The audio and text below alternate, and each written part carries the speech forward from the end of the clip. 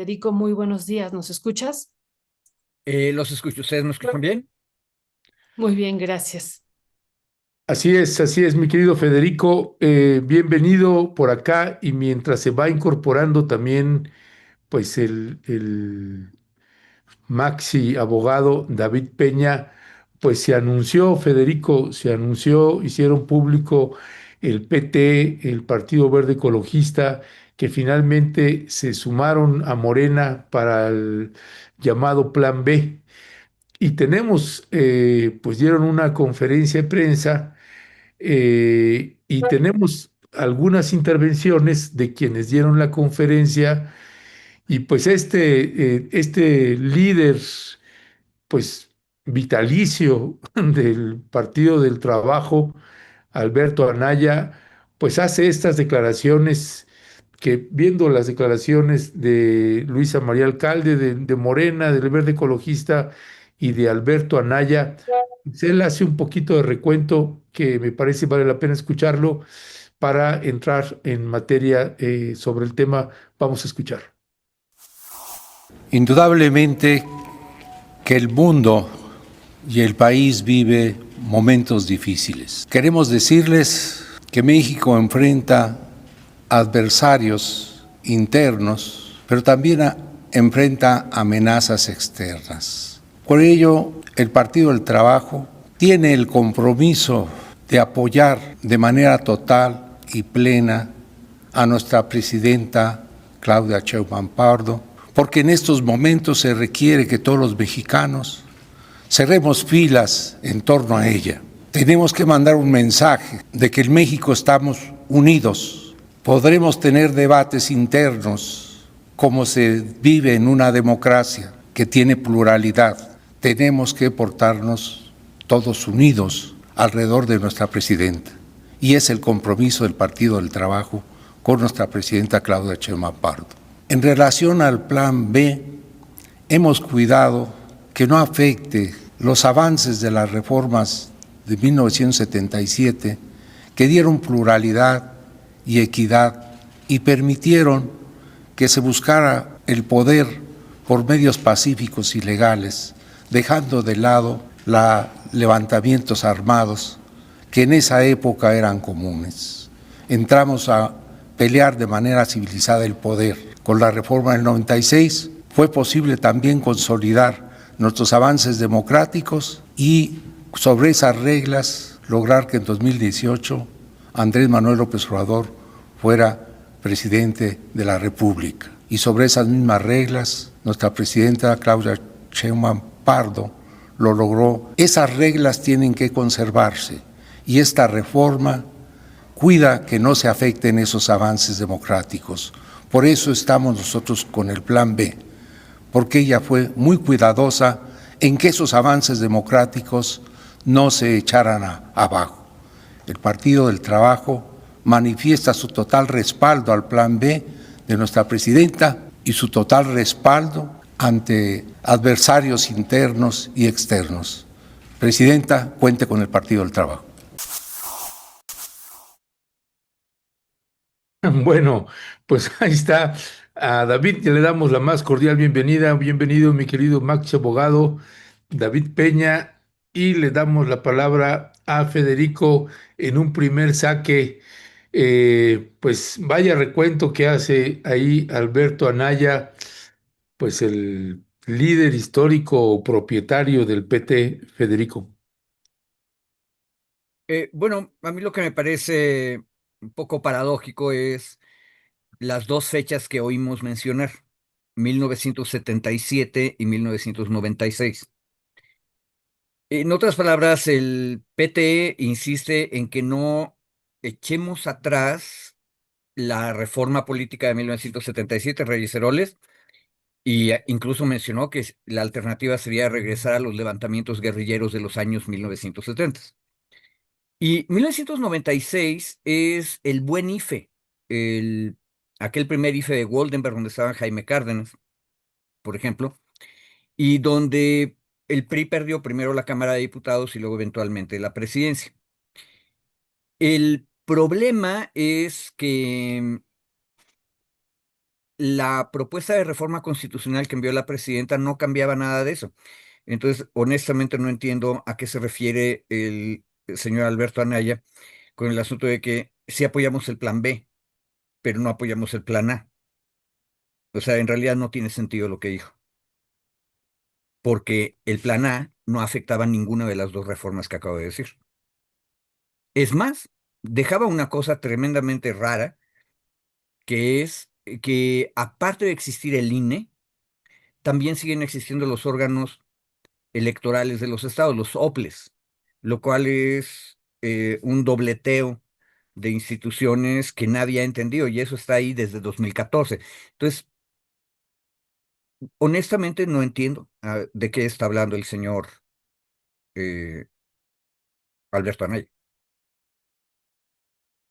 Muchísimas gracias. Pues le damos entonces la palabra a David, que pudiera hacer un balance. Bueno, primero estamos ya en el plan B, pero un breve balance de lo que aconteció también la semana pasada, David, con este rechazo del PT y Morena al planteamiento del plan A de la propuesta inicial de la presidenta Claudia Sheinbaum. ¿Qué decir sobre este rechazo?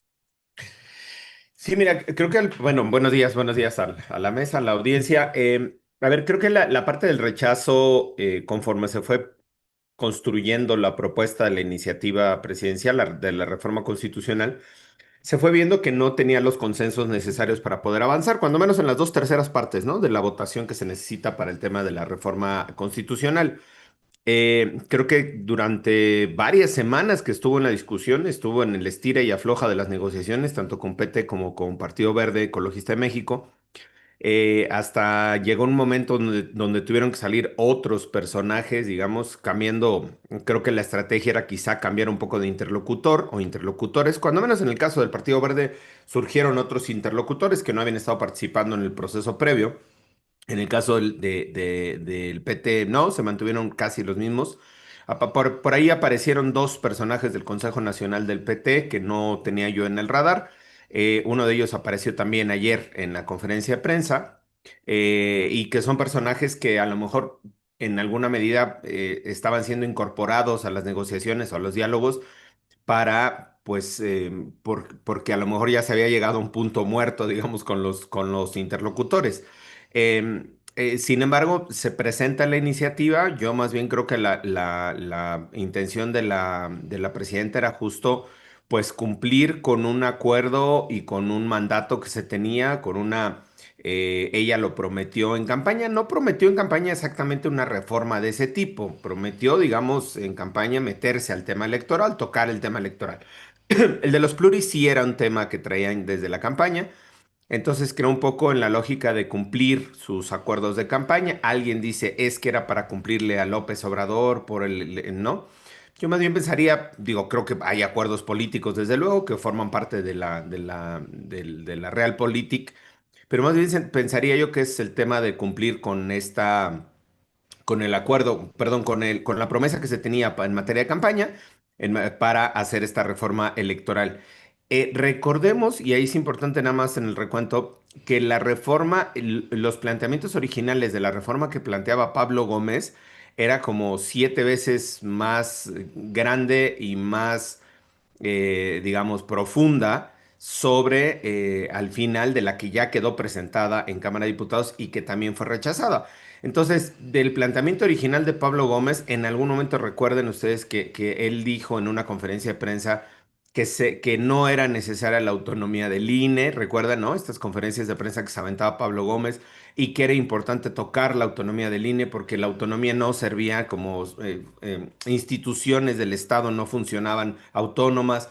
Entonces se metió en temas que creo que fueron enrareciendo mucho más el tema político. Yo no sé si Pablo Gómez era también el mejor, interlocutor para poder, cohesionar y llegar a un acuerdo. Ahí yo cuestionaría también no la estrategia, pero más bien la persona, ¿no? Y entonces creo que eso fue dinamitando el camino, desde luego con la oposición, pero también hubo, oposición, digamos, o crítica, no oposición, pero hubo crítica por parte desde el propio INE, desde los propios consejeros electorales. Entonces creo que se fue generando un debate ahí, o una crispación, en buena parte yo creo que hasta innecesaria, porque no se conocían los contenidos de la iniciativa. no se conocían los contenidos de la reforma, pero con las declaraciones de Pablo Gómez se fue crispando, digamos, todo esta posicionamiento.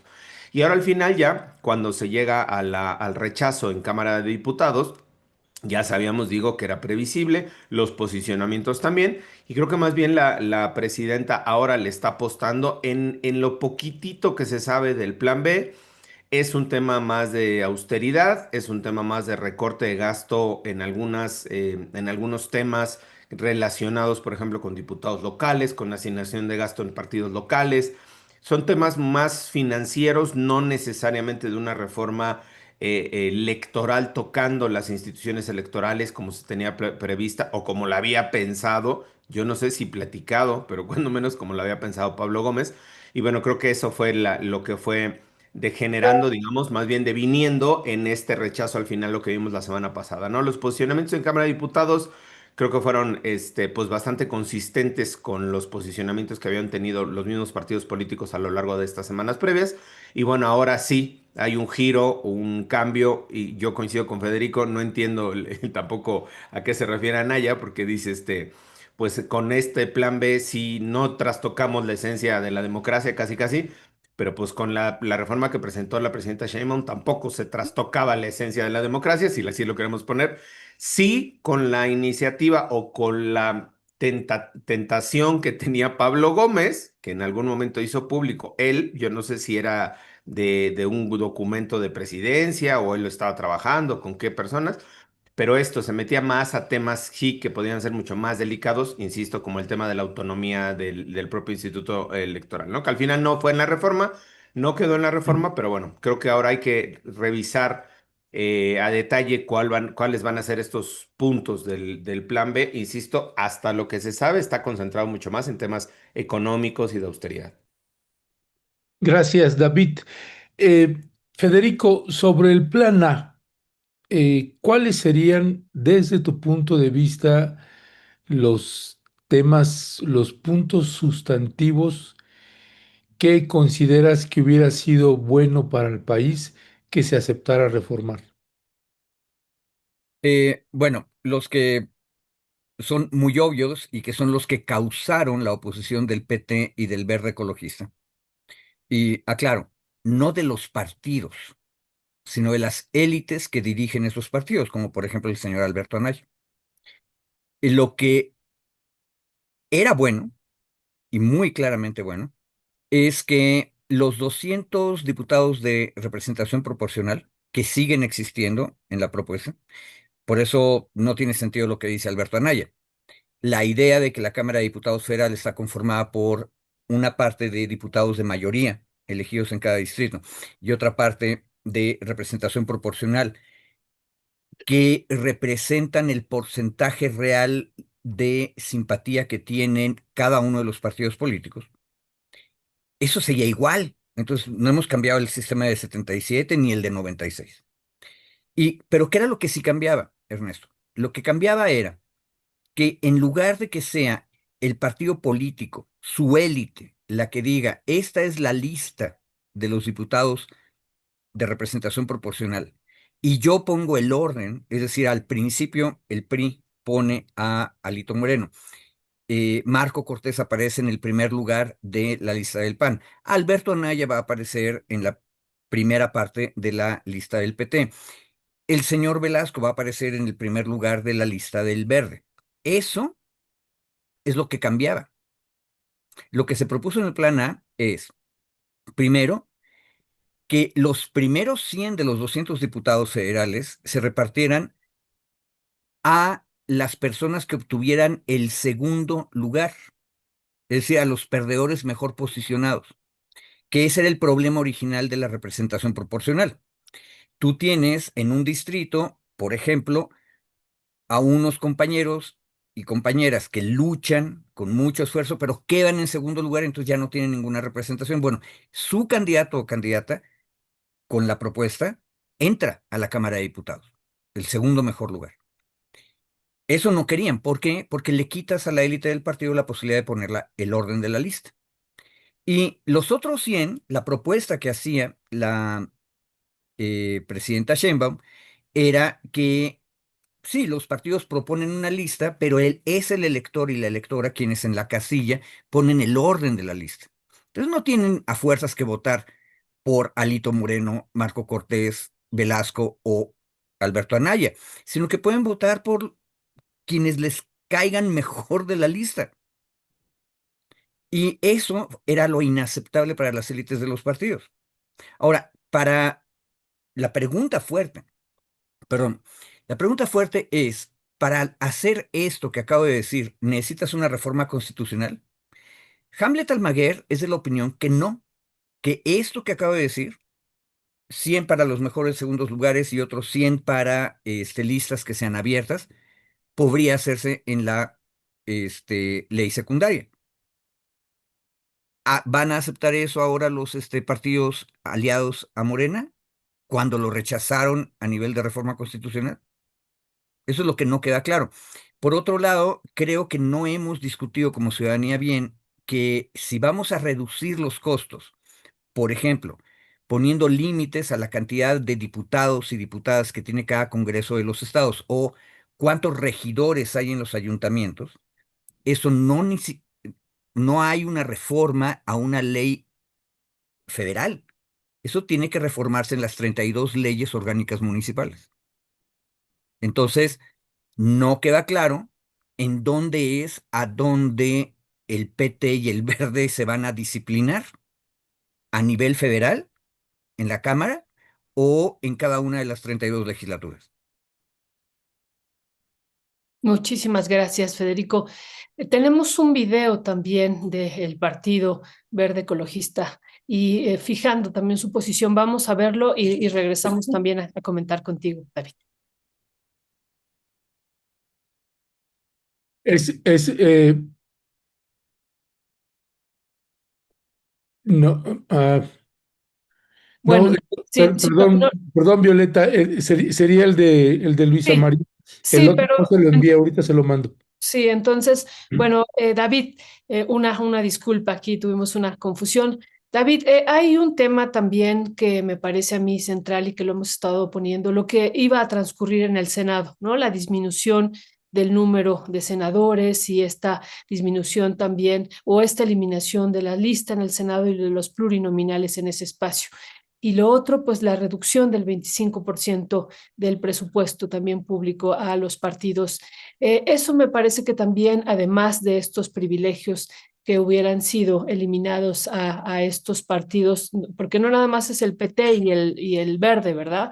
También son los otros partidos a quienes se les hubiera eliminado estos privilegios. Todos los partidos han tenido, pues durante décadas, las listas y también pues se han beneficiado familias en particular de todos los partidos, pero entonces, ¿cómo sumar también este otro elemento que me parece a mí central al análisis, David?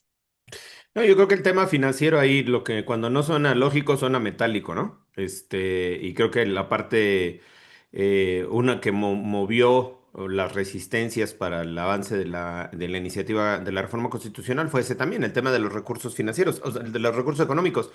El limitarles los recursos a los partidos políticos, pues desde luego que cuando menos a los partidos aliados, y eso incluye a todos los demás, pero estamos hablando solo de los aliados de Morena, pues los colocaban en una situación quizá de mayor dependencia de Morena. Es decir, ahora tienen una dependencia también por transferencia económica y dependencia política, pero los colocaba o los colocaría en una situación de mayor dependencia aún. Entonces, al final han sido partidos que han jugado en diferentes escenarios, en diferentes momentos históricos, y bueno, pues necesitaban también tener una mínima, digamos, garantía de operatividad económica o financiera, y que la reforma no los sacrificaba como tal, pero sí comprometía sus ingresos. Entonces, creo que, digamos, esto ya es como se ha estado analizando mucho, ¿no? La propuesta y por qué el PT y el Verde se opusieron.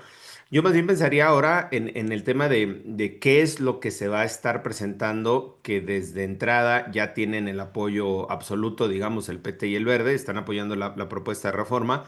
No, no, insisto, no conocemos todavía cuáles son los contenidos, que ellos ya la conocen, pues porque salieron ayer en la conferencia de prensa, ¿no? A respaldarla públicamente. Ahora más bien, insisto, habría que ver si qué temas se están tocando. Yo creo que ya no es se ha venido descafeinando una reforma de gran calado o de profundidad como se había planteado originalmente, o en algún momento se había planteado en las discusiones. Incluso el propio presidente López Obrador en algún momento nunca presentó una iniciativa, pero había planteado algunos temas que le parecían muy importantes. Creo que ya no van a estar considerados en esta reforma y más bien habría que ver qué fue lo que o cómo se llegaron a estos acuerdos, porque recordemos que estamos ya en la ante pre-campaña de varios de los partidos para la definición de candidatos y candidatos para el 2027. Será por ahí de agosto, más o menos, entre finales de julio. Acabando el Mundial, digamos, se entra el proceso, ¿no? En agosto para el tema de las candidaturas, de la asignación de distritos, de la asignación de candidaturas para alcaldías. Entonces ese va a ser un proceso de negociación muy complicado, pero creo que ahora ya están pues curándose las heridas después de lo que pasó la semana pasada con este nuevo acuerdo o acuerdo renovado.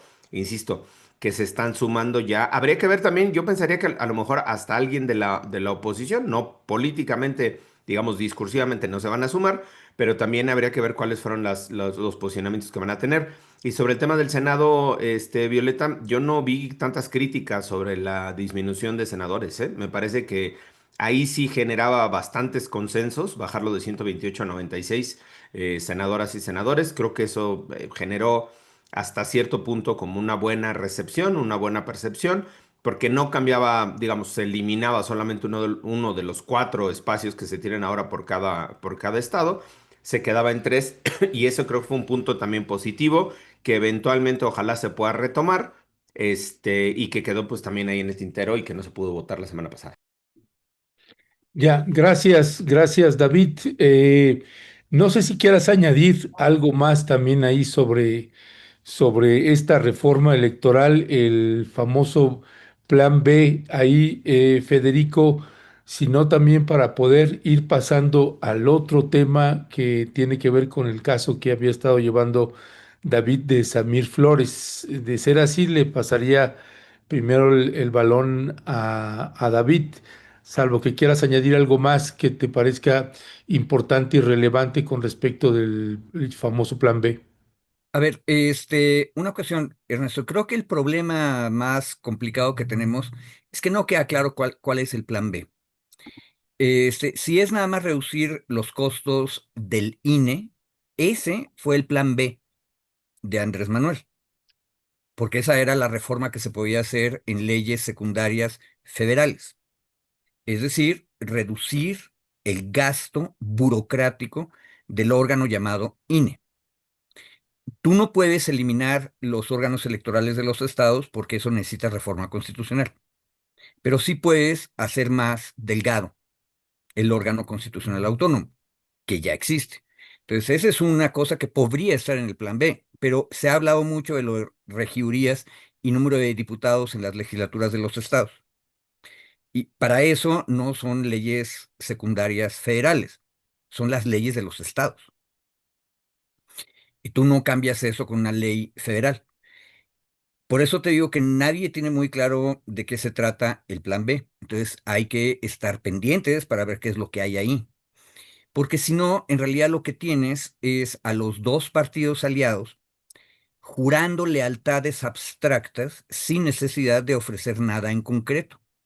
En por mientras, lo que realmente les debe estar importando es si pueden negociar que les reconozcan sus feudos en los estados. Por ejemplo, van a dejar que el Verde se vaya solo en la elección de San Luis Potosí. Lo hizo la última vez. De hecho, Morena tenía su propia candidatura y el Verde apoyó a Gallardo. Van a permitirlo otra vez porque Morena no va a aceptar, eso ya lo dijo con toda claridad, que la cónyuge, mujer del gobernador Gallardo, sea candidata de una coalición Morena Verde. Pero Gallardo no tiene problema. Él es el dueño del Partido Verde en San Luis Potosí, por lo tanto puede irse solo. Y ahí más grave es la cuestión de los Monreal. Monreal está ahí en el evento que ustedes pusieron en el video.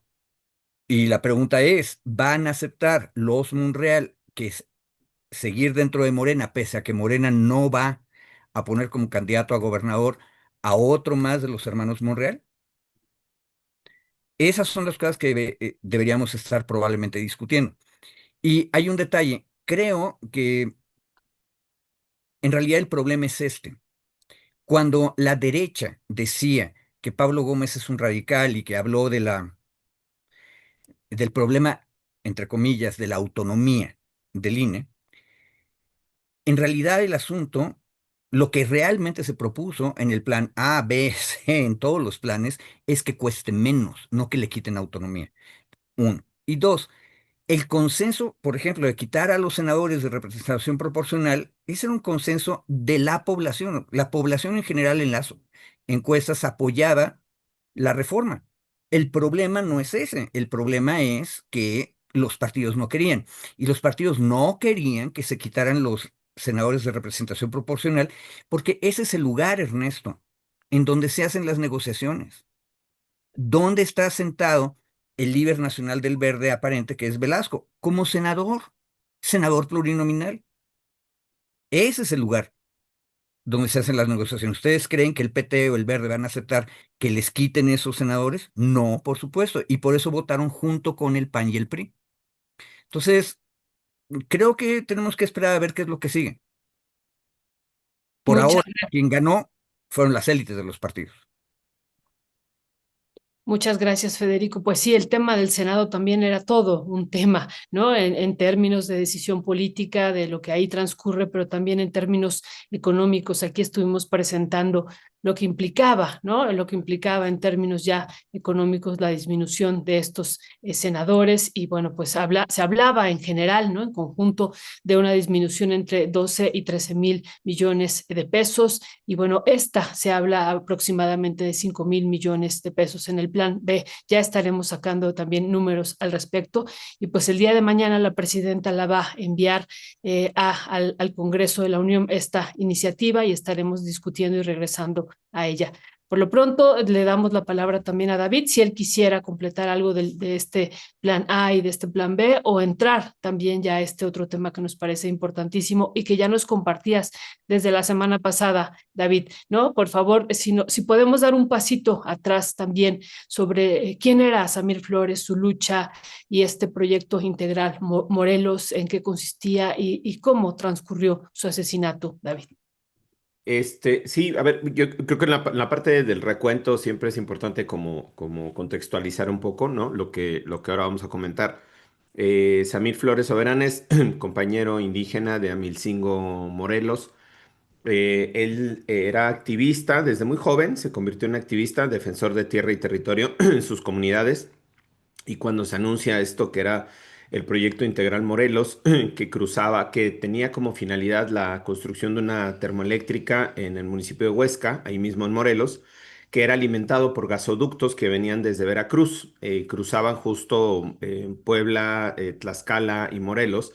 De ahí, digamos, la nomenclatura, ¿no? Y frente a esta iniciativa de gobierno, se crea una resistencia, o se organizan pueblos y comunidades en resistencia, sobre todo por temas de riesgo de lo que implicaba un gasoducto en una zona altamente, digamos, de riesgo por la propensión volcánica, ¿no? O por la cercanía con el volcán, y los microsismos y todo lo que se genera en torno a la propia actividad volcánica.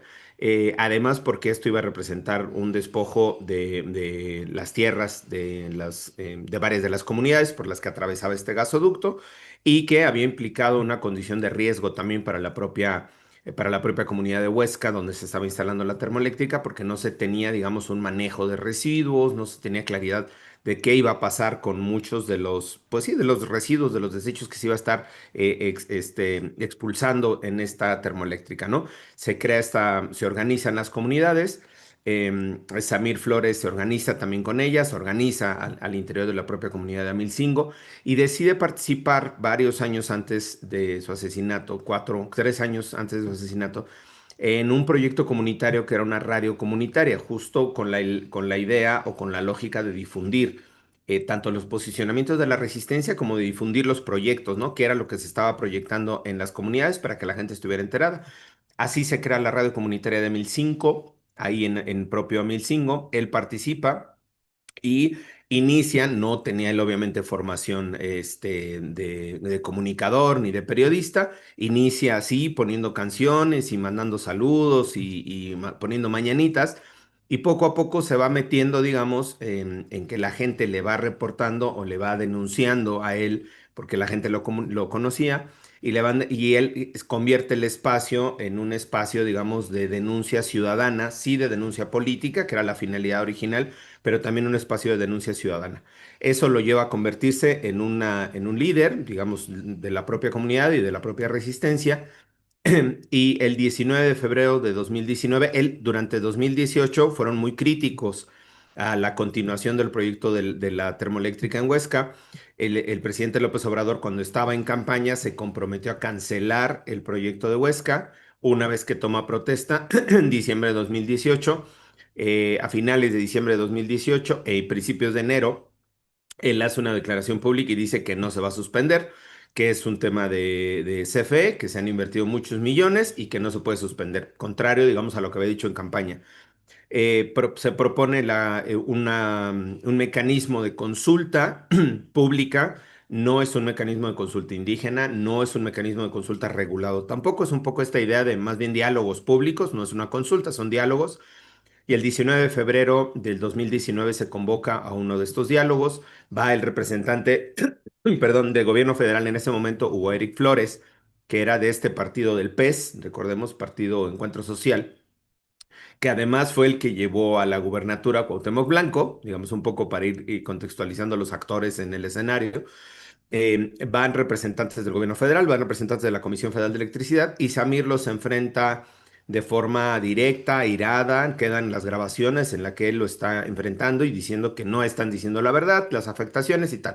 Varios de los aspectos que había colocado el propio Frente de Pueblos en defensa de la tierra y el agua de Morelos, Puebla y Tlaxcala. Así se da esta confrontación el 19 de febrero. Se había programado la consulta para el 21, 22 de febrero, no recuerdo, eran 22, creo que era un domingo. Al final se hace esta modalidad de consulta que aquí he criticado y Ernesto también, creo que algunas compañeras y compañeros hemos criticado que no era una consulta, es esta suerte de encuesta, ¿no? En donde vas y preguntas a algunas personas, se instalan algunas mesas de recepción, de opinión, y la gente va y emite una opinión. ¿Estás a favor o en contra de que se siga construyendo el proyecto Integral Morelos y la termoeléctrica? Em, el 20 de febrero, en el marco de la realización de la consulta, es decir, para realizar la consulta o esta encuesta, esta pregunta ciudadanas, Samir Flores es asesinado afuera de su domicilio entre las 5:30 de la mañana, más o menos, 5:30 de la mañana. Lo llaman, él sale de su domicilio. Él pensaba que le iban a dar algún mensaje para darlo en el programa que él tenía en la mañana, a las 6 de la mañana en esta radio. Entonces él sale de su domicilio, lo llaman, sale de su domicilio y ahí es asesinado, ¿no? De varios disparos, de cuando menos usaron dos armas de fuego. En ese crimen, según los testigos que se tuvo presencialmente o que se pudo observar, participaron cuatro personas, cuatro hombres, tres, uno de ellos era el que manejaba el vehículo, tres, los demás fueron los que participaron directamente en la ejecución de Samir. Y bueno, pues a partir de ese momento, la Fiscalía de Morelos es quien toma la investigación. eh, Decide, pues de una forma extraña, ahí seré cuidadoso en mis palabras, pero de una forma extraña conducir una investigación no con análisis de información, de contexto, de inteligencia, del contexto político, ¿no? O de cómo se daban los elementos del contexto político, sino lo que decide es pues hacer una investigación muy al estilo de las fiscalías tradicionales, poner entre comillas tradicionales, ¿no? De decir, encontré un testigo de la nada que voluntariamente vino y me dijo que él conocía y que fueron estas personas. Y caminando yo por la calle, pregunté, oiga, ¿usted sabe algo del asesinato? Y me dijo, ah, sí, fíjese que yo sí sé. Y me dijo también, ¿no? Cómo habían ocurrido los hechos y que él había estado presente. Así de, digamos, aleatorio o de extraño fueron los testimonios que sustentaban la carpeta de investigación del estado de Morelos. Un poco en la lógica, y ahí voy retomando y citando algunos de los avances que nos dio, digamos, el posicionamiento que tuvo el Frente de Pueblos en Defensa de la Tierra, justo que la lógica en ese momento de la Fiscalía de Morelos era, pues, armar una investigación, entre comillas, ¿no? Justificar que había una investigación, ir minimizando las protestas y las voces de la impunidad, ¿no? Que se señalaban sobre la impunidad, pero al mismo tiempo fabricar una investigación que sabíamos que no iba a llegar a un buen puerto, sabíamos que no iba a llegar a una sentencia condenatoria. Y un poco cierro aquí para ir comentando. Participamos como organización, yo como Grupo de Acción por los Derechos Humanos, la organización, como asesores jurídicos de las víctimas, de Liliana, la esposa de Samir, de sus papás, en representación también de compañeras y compañeros que participaron en la investigación. Estuvimos participando en la investigación cuando se integró desde la Fiscalía de Morelos, pero pues tuvimos aquí, ya he contado aquí en varias ocasiones, ¿no? Momentos tensos, amenazas con policías allá, con grupos que trabajaban adentro de la fiscalía, pero que trabajaban para delincuencia organizada, intervención telefónica por parte de la fiscalía de nuestros teléfonos, ¿no? De la Fiscalía de Morelos de Cardón, de Carmona, en un contexto bastante complejo, digamos, que se dio esta, entre comillas, sigo diciendo, investigación. No fue una investigación real. Esa investigación al final, cuando vemos que va topando, digamos, o que se va construyendo, más bien que se va afianzando en una lógica narrativa que no nos va a llevar a ningún puerto, que no nos va a llevar a ninguna investigación real de los autores materiales e intelectuales del caso. Se pide la atracción en 2020, finales de 2022 a la Fiscalía General de la República. Logramos la atracción en el año 2023 de la Fiscalía General de la República, de la FEATLE, de la Fiscalía Especializada para la Atención de Delitos contra Libertad de Expresión, por su condición de defensor comunitario y su condición de activista de derechos humanos. Y después de un larguísimo, larguísimo y complejísimo proceso de pelea contra la Fiscalía de Morelos, se logra la atracción del caso, y cuando logramos llevar el caso a la Fiscalía General de la República, se lleva ante un juez federal, se le pide al juez federal que se reabra la investigación pésimamente hecha de la Fiscalía de Morelos, porque pues ahora la Fiscalía General de la República tenía mayores elementos o condiciones para poder hacer una nueva investigación o ampliar la investigación. El juez federal lo niega y nos vamos entonces, continuamos con el proceso, con la base de la investigación mal lograda, mal hecha, tergiversada, manipulada de la Fiscalía de Morelos, y es justo ahora al punto donde llegamos el viernes de la semana pasada, a una sentencia absolutoria del único de los detenidos que se tenían en ese momento, porque la base, insisto, de todo ese proceso de investigación fue lo que hizo la Fiscalía de Morelos en su momento con Uriel Carmona, y no una investigación de la Fiscalía General de la República. Lo que hizo la FGR fue, pues, retomar o mantener o defender, digamos, lo que se había hecho en la Fiscalía local, y por eso fue este desenlace el día viernes de la absolución del único detenido. Perdón por larguísima historia, pero aparte para contextualizar en el momento en que nos encontramos.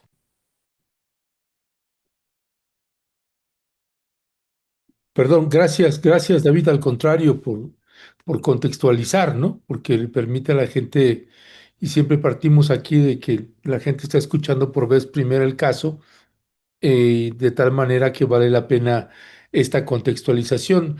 Son varios los señalamientos, Federico, que hace la organización de Samir Flores. Y hay una parte, dicen, se lo venimos diciendo a la FEATLE desde hace 3 años, cuando supimos que continuaría con el mismo guión de Carmona. La investigación sobre el asesinato de Samir era un montaje mal hecho de la Fiscalía de Morelos para destruir y encubrir a los autores materiales e intelectuales. Desde tu punto de vista y después de esta contextualización muy útil que nos hace David, ¿cuál sería desde tu punto de vista los pasos que entonces tendría que hacer para corregir, ahora sí que en el aquí y el ahora, el caso de Samir Flores, Federico? Bueno, Ernesto, en realidad esa es una muy buena pregunta, pero el que la puede contestar mejor es David. Yo lo que podría decirte es que lo grave es que cualquier investigación criminal se vuelve cada vez más difícil según pasa el tiempo. Y el problema real es que eh, ahora sí no me quedó muy claro, pero entiendo por lo que nos dijo David que la atracción finalmente por parte de la Fiscalía General de la República ocurrió a finales del año 2024. Que David nos diga si estoy mal. Es- 2023 la logramos. ok, 2023.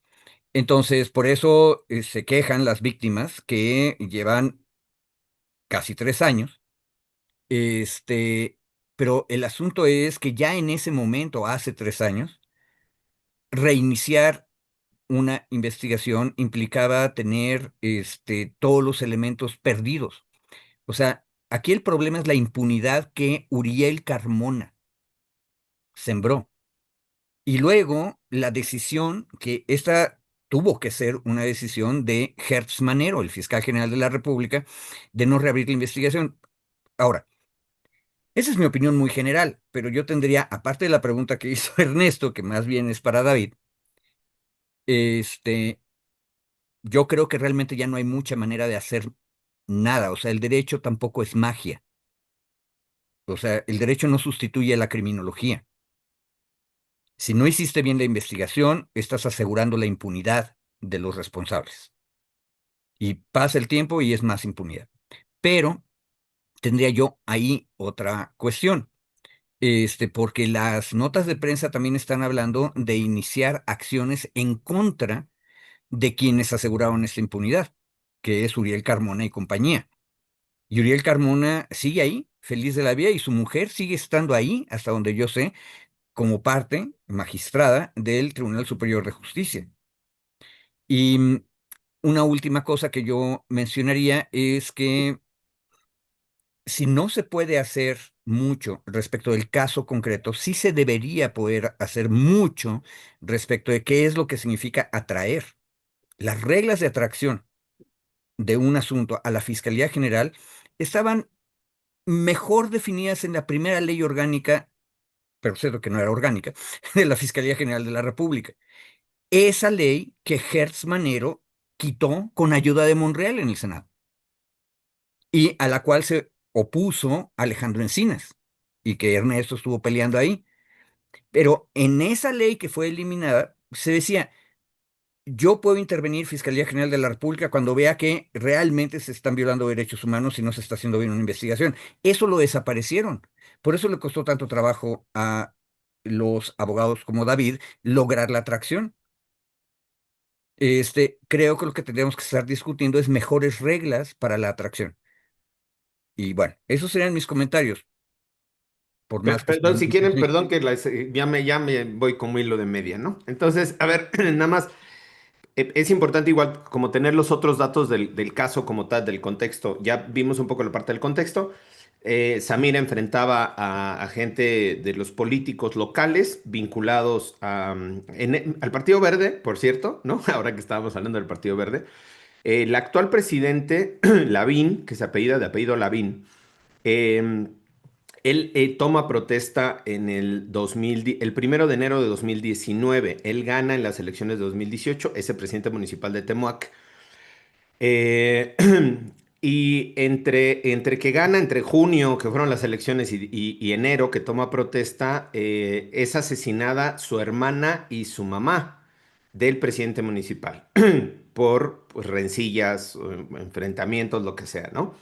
Él toma protesta, insisto, el 1 de enero y el asesinato de Samir es el 20 de febrero, menos de 2 meses después de haber asumido la presidencia municipal.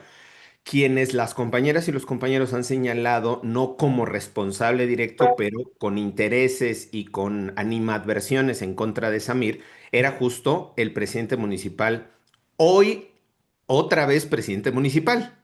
En ese momento era presidente municipal y hoy vuelve a ser presidente municipal, quien pidió licencia hace poco más de un mes porque lo intentaron matar en una gasolinería al mismo presidente municipal que ya le habían matado a la mamá, a la hermana en 2018 y que ha estado señalado como partícipe o como cómplice de grupos de delincuencia organizada que operan en la región.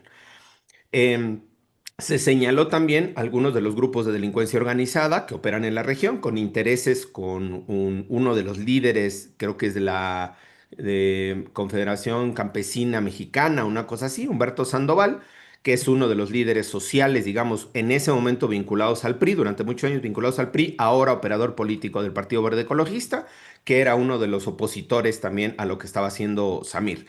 Se señaló también la posible participación de este sujeto cuando estuvimos en la investigación nosotros promoviendo ante la Fiscalía de Morelos entre el 2019, perdón, y 2022, más o menos la investigación.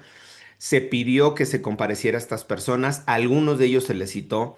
En algún momento tuvimos que ir ante un juez de control porque el Ministerio Público de la Fiscalía Local se negaba a citar a estas personas, se negó a citar al presidente municipal, se negó a citar. Hay una diputada del PT local vinculada con ellos también, digamos, señalada como parte de estos grupos político-criminales, ¿no? Se hizo el trabajo para presionar a la Fiscalía de Morelos, dada el contexto de clima complicado que se tenía al interior de la Fiscalía con Carmona, pues fue difícil poder avanzar más en la investigación. Cuando obtenemos las órdenes de aprehensión, con base en estos testimonios extraños, raros, como los había conseguido la fiscalía. Nosotros pedimos en reiteradas ocasiones conocer a los testigos, siempre se nos negó. Tuvimos que ir con un juez para que nos autorizara a conocer el contenido de los testimonios, porque los tenía en reserva también la fiscalía. Es decir, fue una batalla muy larga para poder siquiera conocer la fabricación que estaba haciendo la Fiscalía de Morelos.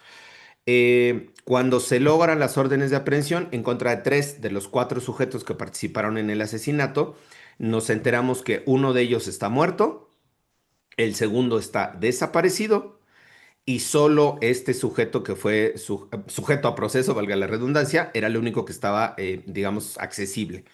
De los 3 testimonios fundamentales de la investigación, estos testimonios extraños, espontáneos que consiguió la fiscalía, insisto que nunca conocimos a los testigos nosotros, nunca los pudimos entrevistar, nunca pudimos ver si eran personas, digamos, reales, ¿no? Teníamos sus identificaciones. ¿Y por qué digo nunca? Porque los 3 testigos principales también fueron asesinados. 2 de ellos fueron asesinados y uno desaparecido. Entonces, imagínense que llegamos a un juicio en donde de los 3 acusados, digamos, el acusado, el único detenido, los otros 2 coacusados, uno está muerto, el otro está desaparecido. Y que los 3 testimonios principales que tenemos, que no sabemos cómo se consiguieron esos testimonios por parte de la fiscalía, 2 están muertos y uno desaparecido. Es decir, prácticamente llegamos sin armas, sin herramientas al juicio. Sabíamos nosotros muy previsiblemente que iba a ser esta sentencia absolutoria por las condiciones en las que estaba diseñado, digamos, tanto la investigación como el juicio. Ustedes pues, recordarán, o bueno, saben, en el actual sistema de justicia oral adversarial, la base fundamental son los testimonios que se rinden en juicio. Las personas que van y dan su testimonio en juicio. En este caso, de las personas, de los testigos principales, pues no fue nadie porque estaban asesinados, habían sido asesinados y uno de ellos está desaparecido. Eh, Cerrando con esta parte, lo que decía Federico, desde el 2023 solicitamos a la FGR que se ampliara la investigación para que justo hiciéramos este otro análisis de estos otros actores político-criminales que se encuentran en la zona, que pudieron haber participado en el crimen, más allá de los autores materiales, es decir, de los que dispararon. La posición en ese momento fue, centrémonos en el juicio, eso es lo importante, centrémonos en el juicio y después del juicio vemos. Después del juicio vemos y cómo lo podemos hacer. Nosotros insistíamos y tuvimos reuniones y mesas de trabajo con FGR diciendo que una cosa no chocaba con la otra, que era paralelo, que mientras llevábamos el juicio podíamos recomponer la investigación. La investigación sigue abierta a nivel de la Fiscalía General de la República. Eso es importante señalarlo. Y por eso ahora lo que está pidiendo el Frente de Pueblos y yo y los compañeros que hemos participado en la defensa en el acompañamiento y la defensa de las víctimas, estamos insistiendo que si la apuesta era ver lo que podemos conseguir en el juicio, ya se cerró el juicio el viernes, se acabó, darle vuelta a la hoja, y estamos pidiendo a la Fiscalía General de la República que tengamos una mesa de trabajo para hacer un plan de investigación sobre las líneas de investigación que se quedaron pendientes, más bien no que se quedaron pendientes, que no quiso investigar la Fiscalía de Morelos. Hubo una resistencia para hacer una investigación a estos grupos políticos y estos grupos criminales. Nunca la hizo la Fiscalía de Morelos. Entonces, retomar esas líneas de investigación, hacer un plan de investigación, coincido con Federico, entre más tiempo pase va a ser más difícil obtener información, pero mínimamente que la Fiscalía General de la República sí haga una investigación desde la FEATLE, desde la Fiscalía Especializada de Delitos contra la Libertad de Expresión.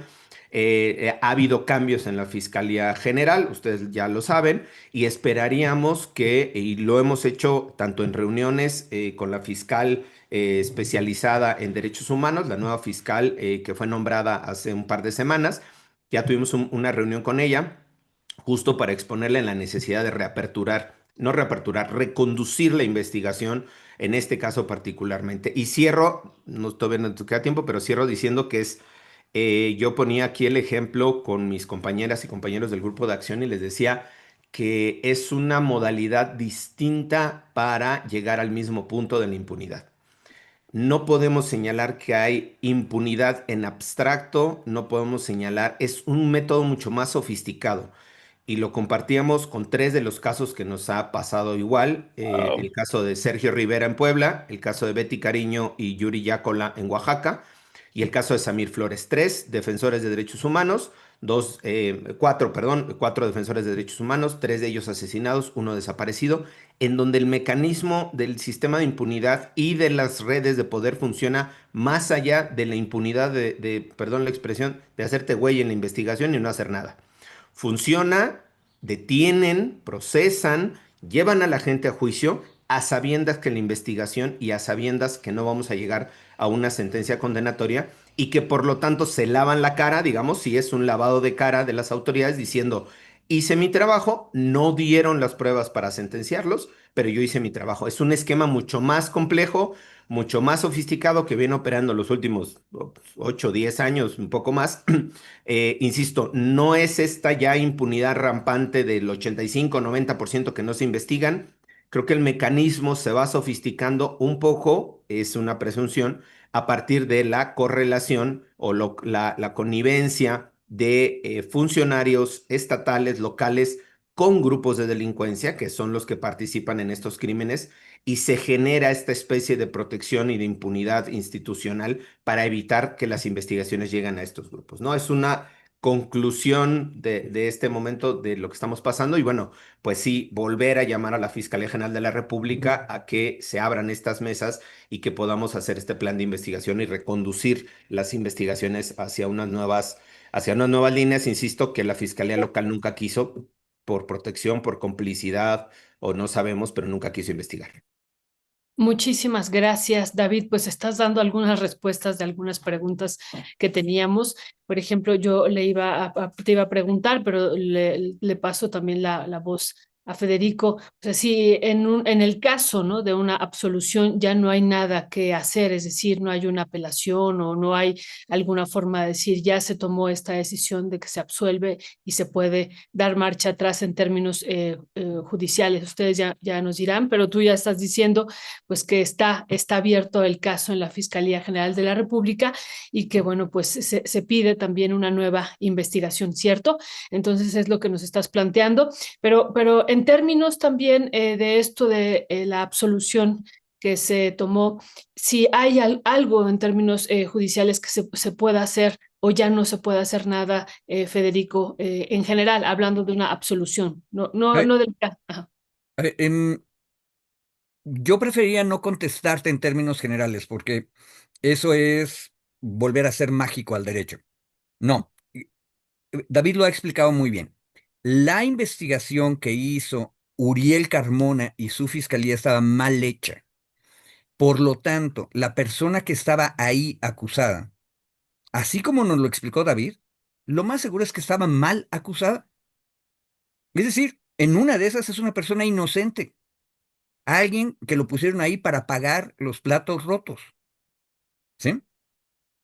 Por lo tanto, lo que ocurrió en el juicio, finalmente, como la Fiscalía General de la República no pudo o no quiso con el señor Hertz mejorar la investigación, y entonces se tuvo que ir con lo que había hecho Uriel Carmona ante el juez hizo bien, y lo que hizo fue absolver.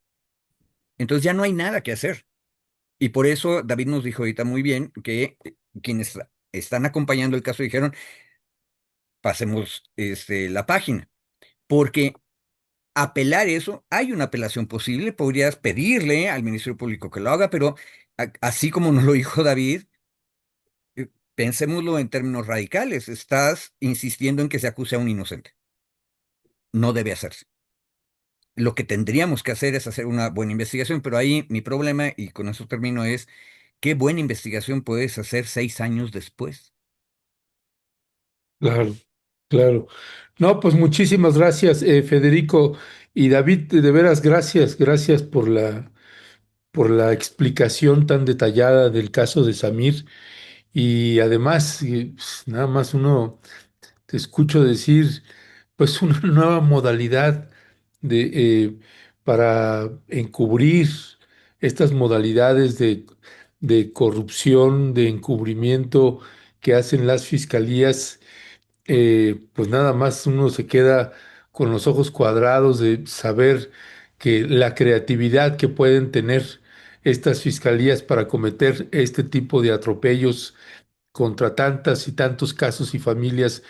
Eh, Federico y David, para ir cerrando, y digo, tenemos que aprovechar porque mañana en el foro, ahí en el péndulo de la Colonia Roma, en el foro del Tejedor, pues tenemos aquí este cartelito y está usted cordialmente invitada, cordialmente invitado. La presentación del libro Cruzando la Línea, las Fuerzas Armadas en México, los Maxi Abogados y Violeta Núñez estarán ahí en cuerpo presente, Violeta.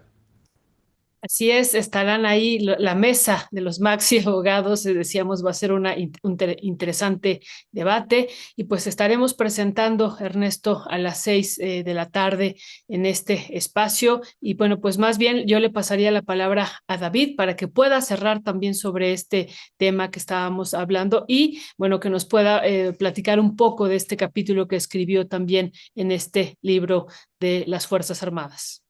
No, yo no voy a hacer spoiler, vayan mañana mejor, porque si no voy a spoilerear aquí, voy a avanzar, No, el título, voy ¿de a qué dar se avance de lo trata? que estamos. ¿De qué se No, trata? bueno, la parte que me tocó a mí es que me tuvieron, gracias por hacer la invitación, era justo hacer este análisis o intentar hacer una aproximación, ¿no? De cómo, de cuándo se está en un acto de legítima defensa por parte de las Fuerzas Armadas y cuándo se convierte en un acto de ejecución extrajudicial o se pasa, digamos, a una ejecución extrajudicial, ¿no? Es una delgada línea, muy compleja.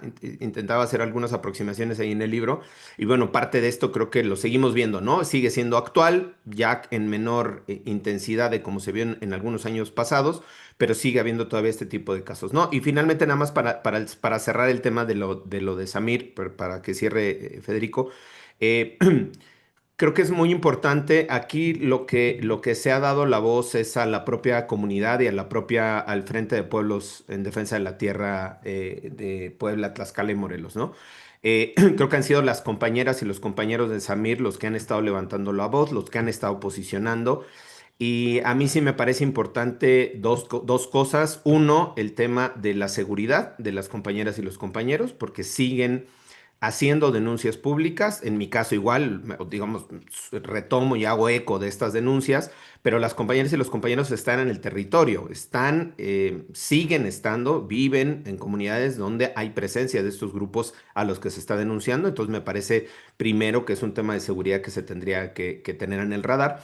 Y dos, alguien preguntaba si va a haber cambios o cuál es la opinión con la llegada de Ernestina Godoy a la Fiscalía General de la República. Pues creo que justo lo que nosotros estamos diciendo aquí, o lo que yo estoy diciendo es eso, ¿no? Ya se abrió la puerta para poder hacer este plan de investigación. No lo tenemos, todavía no está aceptado, nada. Fue apenas una comunicación que se tuvo con la fiscal, no con la fiscal de general, sino con la fiscal de Derechos Humanos. se tuvo este acercamiento, esperemos que se logre y esperemos justo que aquí se vea también una forma de investigación distinta. Yo no estoy diciendo tienen la obligación de resolver, claro, por el paso de los años, la complejidad, pero creo que hay posibilidades de hacer una investigación distinta en este tipo de casos y romper un poco este esquema de protección, corrupción, impunidad que hemos visto, decía yo, estructurado, reestructurado, repensado en la última década, cuando menos, ¿no?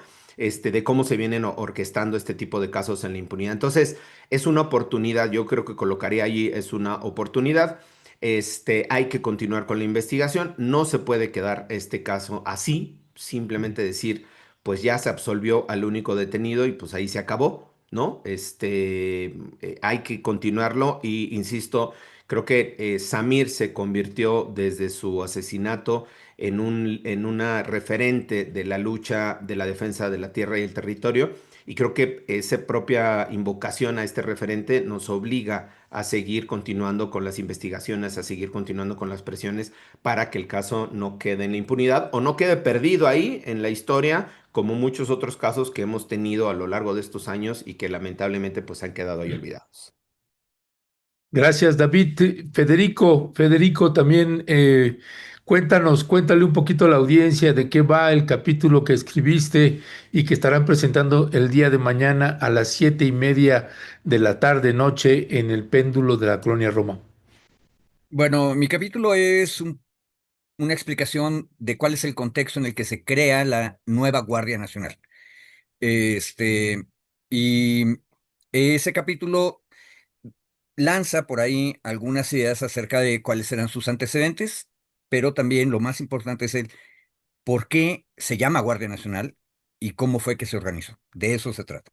Y nada más un detalle, este, no es llevar la contra, Ernesto, es ser todavía más pesimista.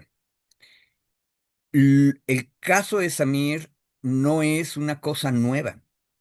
Las procuradurías y las fiscalías siempre han acusado mal y lo hacen a propósito para después poder negociar políticamente las absoluciones. Y hay ocasiones en que las víctimas se ven obligadas, esto es 100 años de investigaciones criminales mal hechas. Es todo el siglo XX y lo que va del XXI.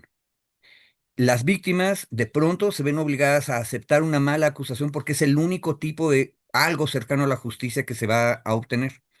Pero saben que la apuesta es mala porque cuando cambian las circunstancias políticas y ya sea hora de absolver al malamente acusado, lo van a hacer. Y el peor caso, Ernesto, fue Acteal.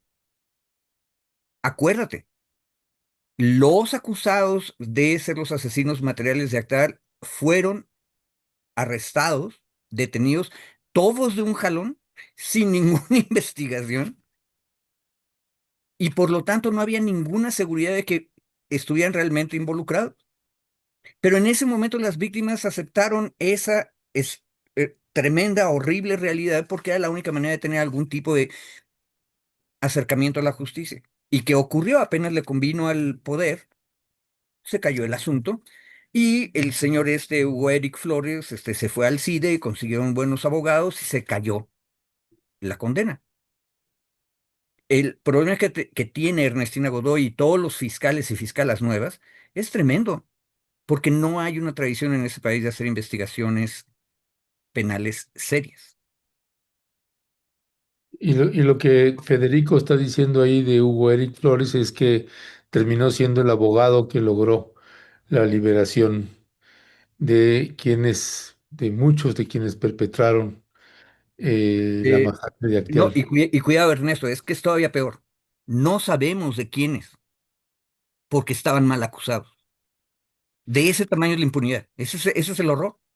El mismo Hugo Eric Flores, que está siendo señalado por el Frente de Pueblos como Ujú. uno de los personajes que tiene que ser citado y comparecer en la nueva investigación, justo pues porque tenía su mano metida ahí también en los intereses económicos en Morelos, ¿no? Es el mismo personaje. Digo, nada más Y, como Así y es. es referencia, y como es el mismo personaje que le da vueltas a la hora que llega la propuesta de juicio de desafuero en contra de Cuauhtémoc Blanco, y que no se decía hacer ningún tipo de desafuero contra nadie. Él es el presidente de la comisión instructora ahorita en la Cámara de Diputados.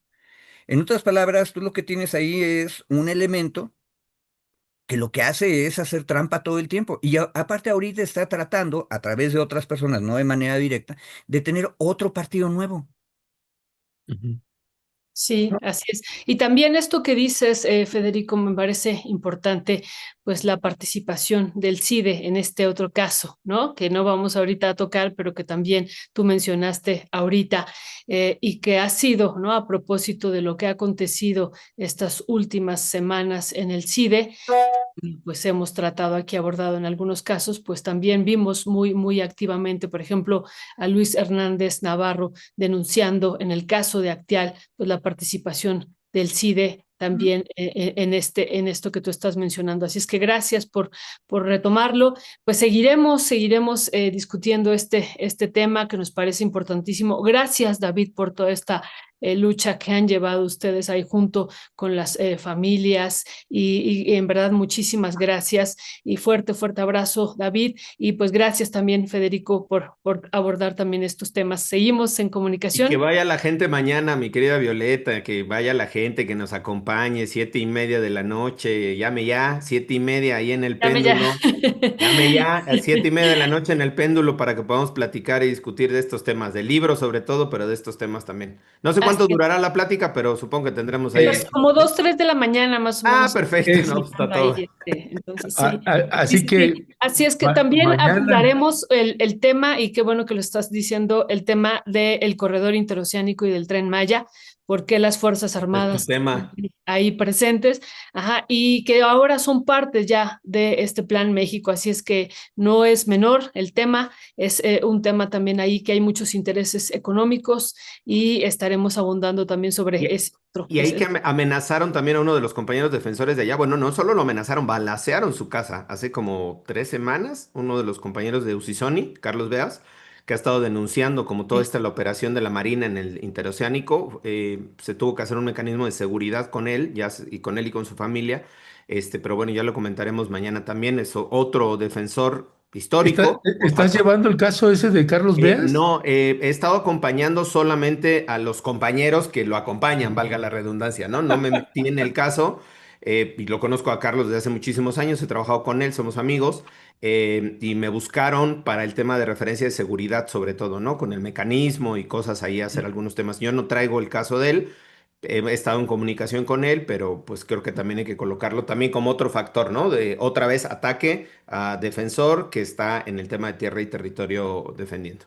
David, y a esto le sumamos lo que hemos estado aquí documentando todas las semanas de lo que está ocurriendo del lado de Veracruz con los integrantes del movimiento indígena territorial originario, que también son otros compañeros que se organizaron en torno al corredor interoceánico que va a pasar ahí por sus comunidades, son alrededor de 200 comunidades y pueblos indígenas, y han sido, en diciembre fueron quemadas sus casas, en enero se repitió la quema de eso y fueron agredidos ya físicamente varios de ellos, incluso uno de ellos tuvo que ser operado la semana pasada por una bala que pues le llegó directamente al cerebro, y esa es la realidad es que estamos viviendo pues en este contexto del corredor interoceánico y otras cuestiones que también les comentaremos mañana, así es que Como verá, gracias, mañana va a estar bueno, por favor, va a no estar falte, bueno, va a 7:30 de la noche, aquí haciendo comerciales, Ernesto, aquí haciendo comerciales, siete Eso, y media de la noche en eso, el péndulo. ok, como se debe y se quiere. Queridos Maxis, fuerte abrazo. Ahí tiene usted, miren, puro galán, pura galana. La lana. Mañana, 7:30, Cafetería El Péndulo. Así que ahí le estaremos esperando. Gracias. Abrazos, saludos a la abrazos, audiencia. gracias. Gracias, queridos. Bailoncito, Bye. bailoncito.